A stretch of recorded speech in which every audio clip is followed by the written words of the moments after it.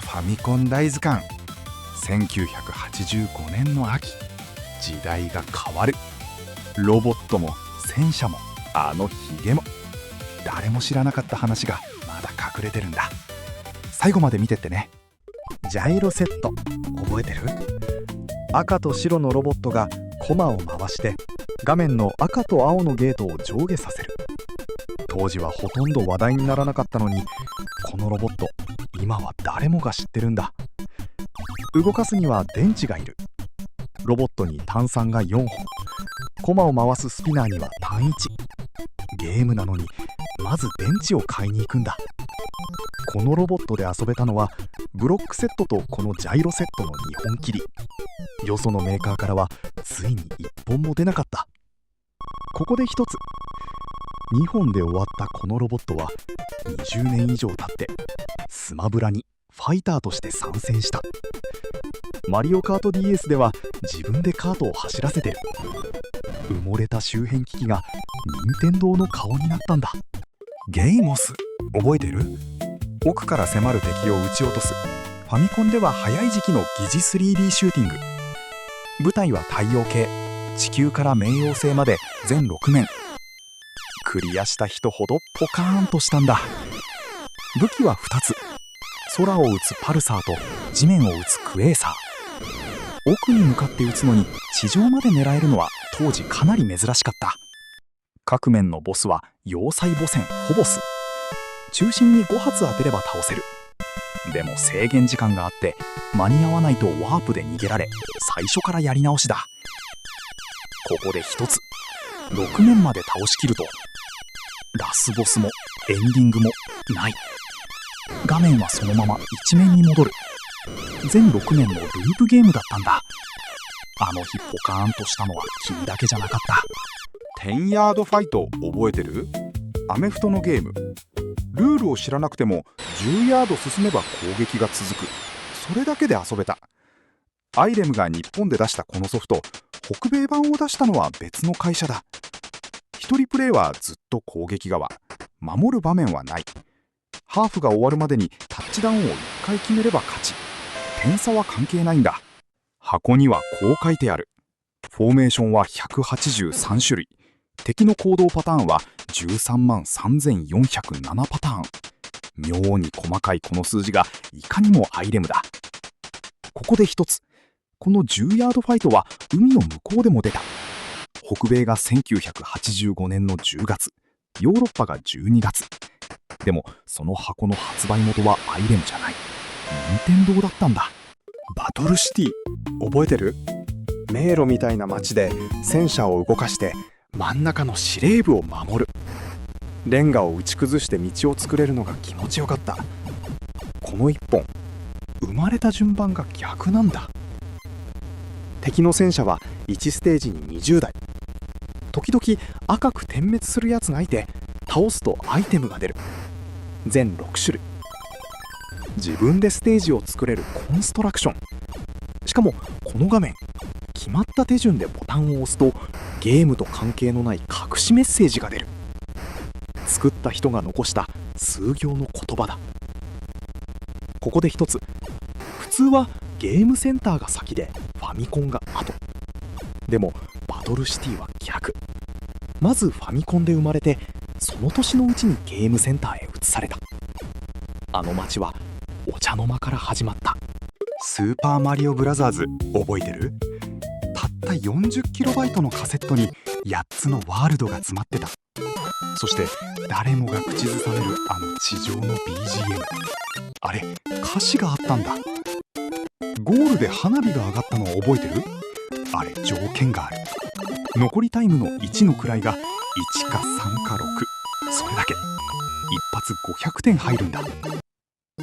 クリボーは一番最後に作られた敵。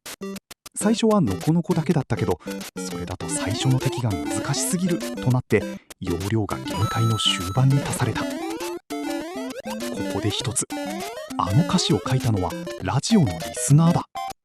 小峰隆夫の「オールナイトニッポン」で募集された。歌ったのは谷山ひろ子さん。名義はプリンセスピーチ。曲名はゴーゴーマリオ。フーヤン覚えてる？風船に捕まった狼が上から降りてくる。こっちはゴンドラに乗って弓で撃ち落とす。この風船が割れる音、本当はファミコンでは鳴らせないはずだった。武器は弓矢だけじゃない。肉も投げられる。狼の大好物だからみんな飛びついて噛みつく。そのまま重みでまとめて落ちていく。隠れキャラも山ほど仕込んである。キノコを撃つと8000点。しかもゴンドラの速度が倍。鳥なら4万点だ。ここで一つ。ファミコンが音を切り替えられるのは1秒を60に割った間隔まで。でもゲームセンター版の音は1秒を300に割っていた。ハドソンの中本真一さんは CPU の動きを数えて自前のタイマーを作った。シティコネクション覚えてる？世界のハイウェイを走って道路を全部白く塗りつぶすとクリア。全6カ国。あの青い車、クラリスカーって言うんだ。あの車、今どこにいると思う？邪魔してくるのはパトカーと猫となぜかタケノコ。猫は跳ねると吹っ飛ぶのは猫の方なのに、減るのはこっちの車なんだ。運転してるクラリスはカリフォルニア生まれの15歳。無免許のスピード狂。そこまでして世界中を走り回る目的は理想の男性探しだ。ここで一つ。あのゲームの権利は今別の会社が持っている。会社の名前は株式会社シティコネクション。作品の名前がそのまま会社の名前になった。去年にはクラリスの新作も発表されている。ハイパースポーツ覚えてる？ボタンを連打して記録を伸ばすスポーツゲーム。クレー射撃、三段跳び、アーチェリー、走り高跳びの4種目。でもこのソフト、買ったその日に遊べなかった子が大勢いた。走り高跳びはゲームセンター版にも前作のファミコン版にもなかった種目。このファミコン版で初めて遊べるようになったんだ。ゲームセンター版の話。連打がきつすぎてみんな定規でこすり始めた。だから次の筐体はボタンの外周を縁で囲ってあるんだ。ここで一つ。このゲーム、連打専用のコントローラー、ハイパーショットがないと始まらない。前作のファミコン版にはそれがついてきた。でもこの1本はソフトだけ。別売りで2000円だったんだ。チャレンジャー覚えてる？ナイフを投げる考古学者になってさらわれた姫を助けに行く。最初の面は走ってる列車の屋根の上だ。画面のどこを探してもいないのに見たってやつがクラスにいた。面ごとにゲームが変わる。列車の後は上下左右に広がる島。100画面分を歩き回って鍵を探す。1985年にこれをやってる。列車の面で流れてるあの曲。原曲はシューベルトの軍隊行進曲。ファミコンの音で行進曲を鳴らしながら屋根の上を走ってた。ここで一つ。その軍隊行進曲。曲の変わり目、踏切みたいな音が鳴るところ。そこに合わせて操作をすると空にクジラが飛んでくる。マットウクジラ。なぜばその面が終わるまで無敵だ。見たは本当だったんだ。筋肉マンマッスルタッグマッチ覚えてる？8人の超人からタッグを2人選んでリングで殴り合う。ミート君が投げてくれる命の玉を取れば必殺技だ。このカセット赤いやつしか知らないよね。